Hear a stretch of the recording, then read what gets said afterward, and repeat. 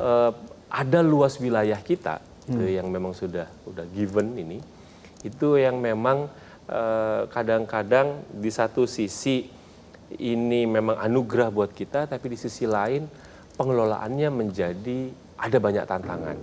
Misalnya di Sumatera itu ada 3 kodam, satu di Aceh, lalu yang kedua di Sumatera Utara di Medan, kodam 1 Bukit Barisan, yang satu lagi adalah di Kodam Sriwijaya, ada di Palembang, Sumatera Selatan. Mereka cover, itu luas wilayahnya besar, gitu ya. Nah, yang nanti kemudian setelah diresmikan ini itu kan dipecah, jadi Kodam 1 Bukit Barisan dari 1 jadi 3, gitu ya.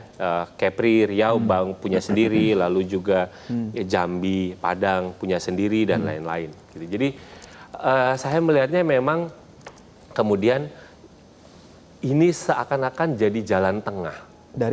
Jalan tengah dari adanya keterbatasan, keterbatasan anggaran, tapi di sisi lain memang pasal 11 ayat 2 Undang-Undang TNI itu bilang bahwa yang namanya untuk gelar kekuatan TNI, postur TNI itu harus merujuk pada kebijakan umum pertahanan negara. Tadi ada sistem pertahanan.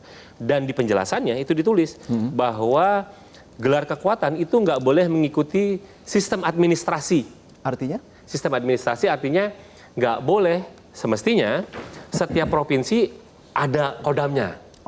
Gitu. Jadi penjelasannya di sana gitu. Jadi tidak bisa ngikutin sistem. Itulah kenapa kemudian pecahnya kan 2 jadi 1 gitu. Jadi kayak Sriwijaya sekarang yang tadinya dari Sumatera Selatan, Babel, Bengkulu, Lampung, sekarang cuma Sumatera Selatan dan Babel. Lalu kemudian ini yang baru Kodam Raden Inten, dia mengawasi Bengkulu dan Lampung. Ini ngomong tentang jadi ya dia tidak mau mengikuti itu, gitu, tapi menggabung, gitu, menggabung 2 provinsi di bawah 1 kodam yang baru. Di sisi lain ya tadi ada keterbatasan anggaran, gitu ya, anggaran, makanya itu kalau misalnya kodam baru ini kan adalah meningkatkan level level dari korem kemudian menjadi kodam, gitu. Walaupun memang harapan saya adalah idealnya ketika kita lagi ada efisiensi anggaran, lalu juga ada keterbatasan, keleluasaan di anggaran pertahanan untuk dibelanjakan, mau tidak mau kan ini butuh ada inovasi. Gitu. Bagaimana kemudian kodam baru ini itu tidak banyak menyedot anggaran rutin. Karena kalau anggaran rutin kita bisa sampai tembus 70%, nanti keleluasaan jelas untuk modernisasi alutsista kita akan jauh lebih sempit. Artinya dipercayakan bahwa secara struktural ini justru bisa menjawab masalah ya. Berarti masalah karena memang apakah ini nanti inward looking atau bukan gitu ya. Ya ada tren yang namanya di luar itu namanya ancaman hibrida. Ancaman hibrida itu kan ada ancaman yang memang dari di luar, ada ancaman dari dalam. Tapi ketika bicara ancaman hibrida, itu ada kombinasi antara ancaman internal dengan eksternal. Itu bagaimana misalnya pergolakan yang dulu dialami di sejumlah negara di Timur Tengah, itu ada pergolakan internal tapi disponsori dari luar. Kayak misalnya proxy war dan lain-lain gitu ya, bagaimana social unrest itu sebenarnya disponsori oleh negara lain. Gitu. Nah, itu sebenarnya kan juga harus diantisipasi.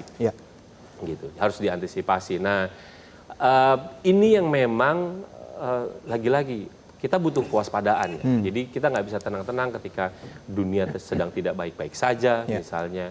Apakah kita harus nunggu dulu kita diserang kejadian baru kita siap? Itu nanti kan Mas Anton, sebelum kita bicara soal faktor eksternal berkaitan dengan 6 kode baru ini yang baru saja diresmikan, berarti secara lebih teknis pointers gitu, apa yang sebenarnya diharapkan dari output dari penambahan 6 ini terutama bagi peningkatan pangkat, kita bicara mengenai birokrasi ya? Seperti apa itu? Jadi kalau birokrasi jelas dari bintang 1 jadi bintang 2 ya. Jadi dan rem itu kan tadi bintang 1 jadi bintang 2. Kan ada problem lain misalnya tadi kalau misalnya rapat-rapat Forkompimda, gitu ya, kalau ada gubernur, ada pangdam, ada kapolda, itu udah levelnya kan setara bintang 2. Masa yang ini yang datang angkatan dari militer misalnya bintang 1 gitu ya. Jadi itu juga jadi sedikit banyak itu. Tapi dari sisi lain tadi saya bilang bahwa ada banyak kritik bahwa ini nanti spend-nya duitnya terlalu besar.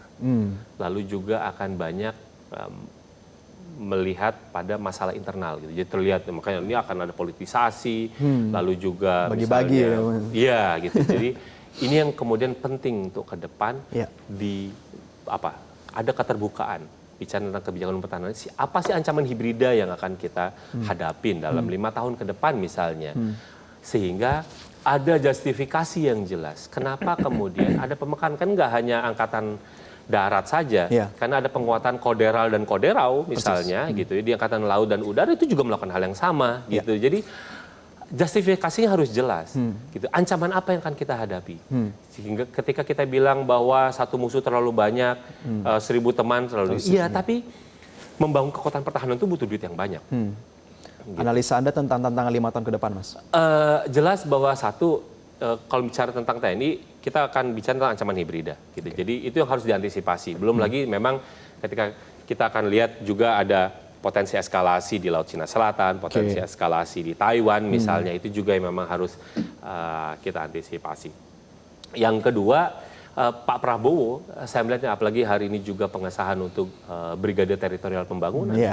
Baru itu ya Mas? Iya, baru yang diturunkan sampai yon pembangunan, ada macam-macam gitu ya. Saya melihatnya bahwa Pak Prabowo melihat ketika kita bicara tentang keamanan pangan, ini adalah masalah serius yang harus ditangani oleh militer. Gitu. Jadi militer harus ikut terlibat di sana. Gitu. Walaupun itulah istilah domain sipil, tapi penyiapan itu ini tidak bisa dimain-main. Apakah itu justified? Bagi saya justified. Kenapa? Karena laporan FAO beberapa tahun lalu sudah bilang bahwa kita ke depan itu akan ada terancam krisis pangan. Gitu. Lalu juga misalnya negara-negara tetangga juga sudah declare ada krisis pangan. Apakah kita harus nunggu itu? Problemnya kan ini dihandle oleh Kementerian Sipil, tapi Kementerian Sipil ketika Kementerian Sipilnya nggak perform dan harus ada butuh backup. Dan seiring berkembangnya waktu kita juga mendengar adanya bentuk keamanan yang baru, salah satunya food security juga sebenarnya bisa ditafsirkan demikian. Dan semua banyak yang terlibat. Gitu. Jadi memang Pak Prabowo dimohon kepada Inspektur Upacara berkenan kembali konsentrasi sendiri tentang keamanan pangan dan yang lihat itu adalah kunci kritikal.